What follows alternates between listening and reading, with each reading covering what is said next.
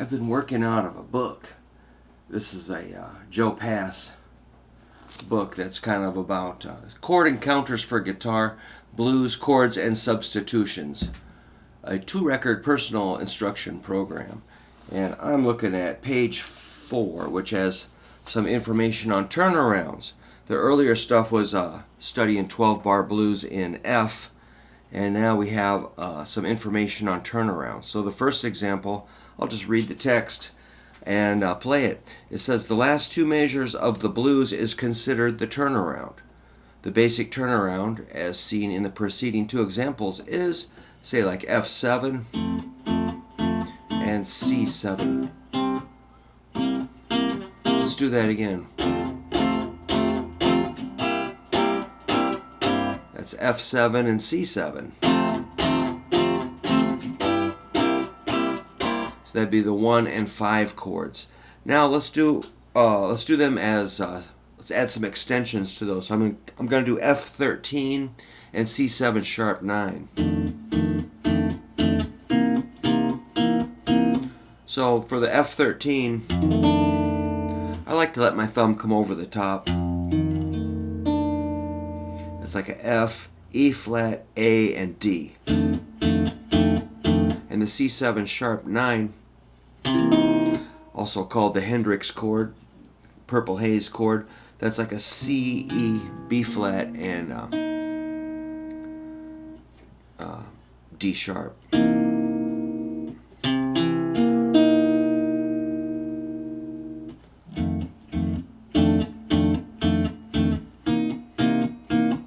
If you study those, one thing about that kind of works is that on the F13 you got the D going up to the D sharp.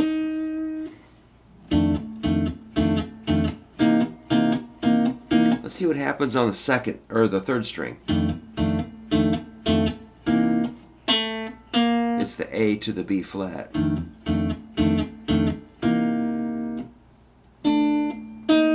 And let's see if anything's interesting on the 4th string. Looks like a D sharp to an E.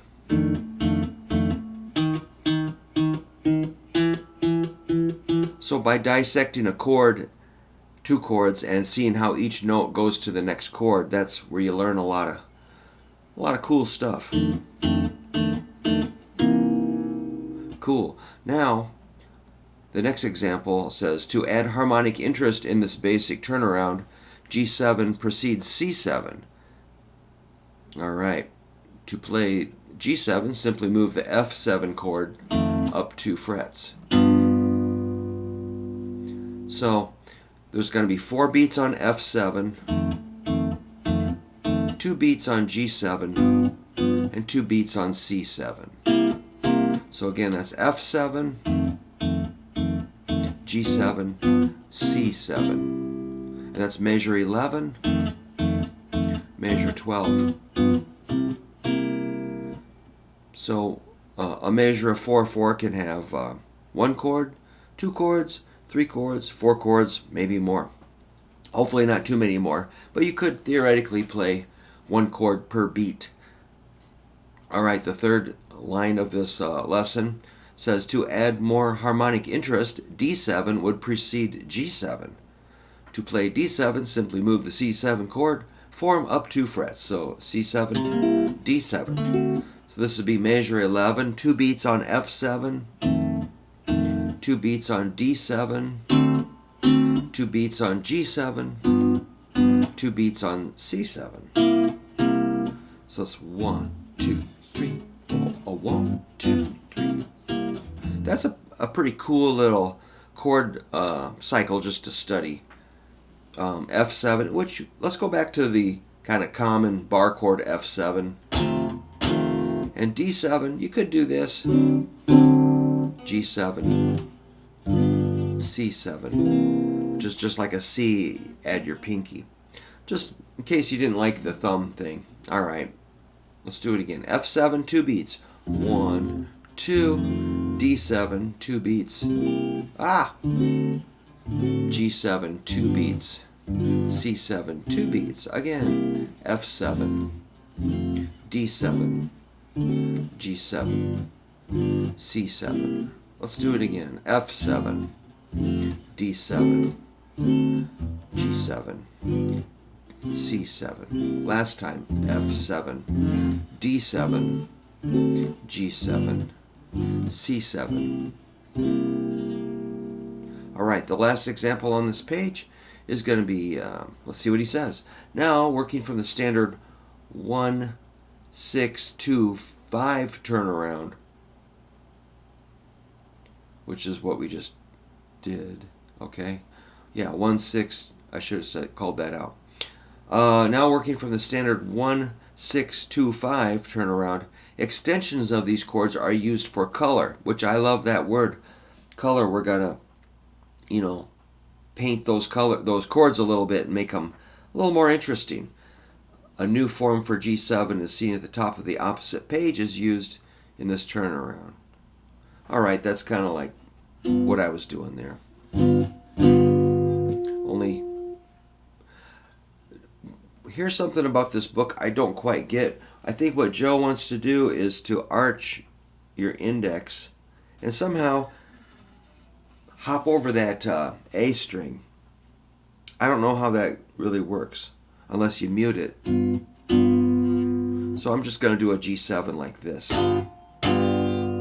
So what we've got here is F13, D7 sharp 9, G7, and C suspended.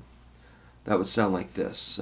F13, D7 sharp 9, G7, and C7 suspended, or C suspended 4.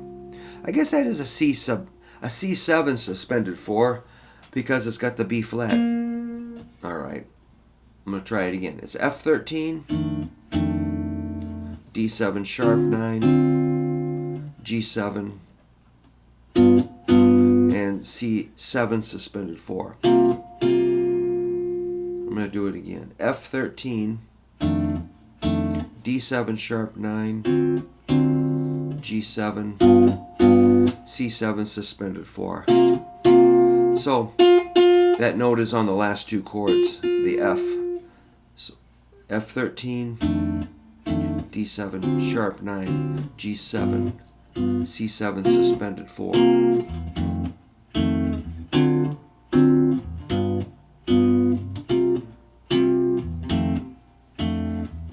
Cool.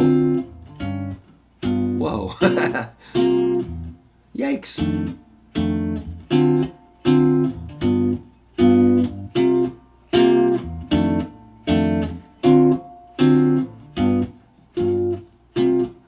Hi Herbie, if you're out there.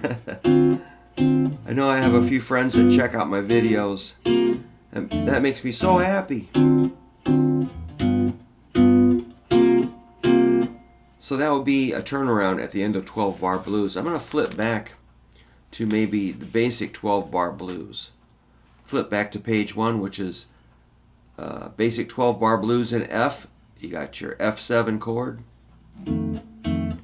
B flat 7, F7, B flat 7, that's your 4 chord. Back to the 1 chord, F7, C7. You can go to B flat 7 if you want, and F7, and C7. Or you could stay on C7. Let's do it that way. It's a 4 to the 1. The 4 chord, and the F7. Little review here. Now I'm going to stay on C7 for 2 bars. And the F7 and the C7. So this F7 I'm just doing.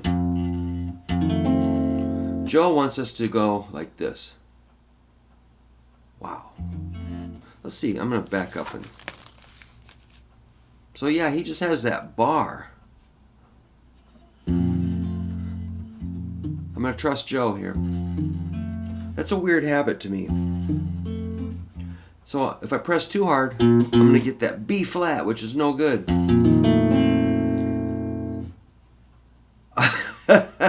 Checkmate. Alright, I'm going to have to do my own thing here. So the thumb over the top, or you could do fingertips. So what he wants here is a F, E flat, C, and A.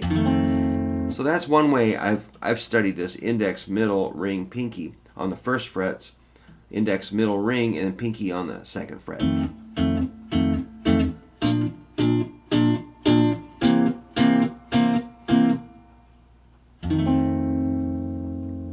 So there's so many possibilities, you know, with voicing and fingering. So I tried to learn what he's saying. I might have to sit on the couch and ponder that tonight. I'm going to review the second example with the extensions. It's a 1-4-5 blues thing. I'm going to do F13, which is F, F, E flat, A, and D. And the B flat 9. Of course, he just lays his index finger flat and miraculously skips the fourth string. Maybe he's doing finger style, so you don't have to strum it. You can just pluck it. That's a possibility. And the F7, no, F13, the one chord, F13, B flat 9. I like doing it like that.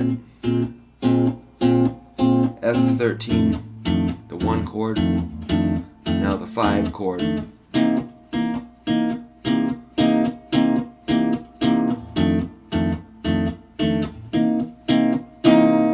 So F13 again. Probably not a chord everybody plays every day. The B flat 9, I'm using middle and ring. The C7 sharp 9, that's the middle index ring pinky. 3, 2, 3, 4. C, E, B flat, E flat, or D sharp. He's calling it D sharp. Okay, good. So he's mixing sharps and flats into one chord.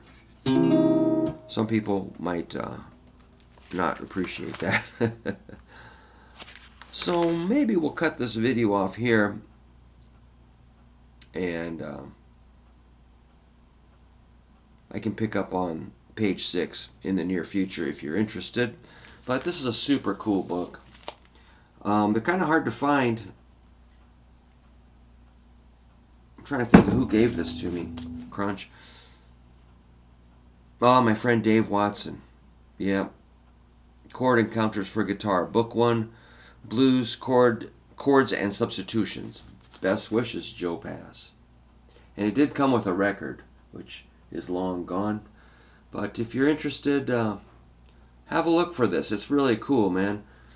As you can see, I've got a few guitar books up there. I got them up there. I got them all over the place. So I rarely get through a whole book, except this one Beatles book.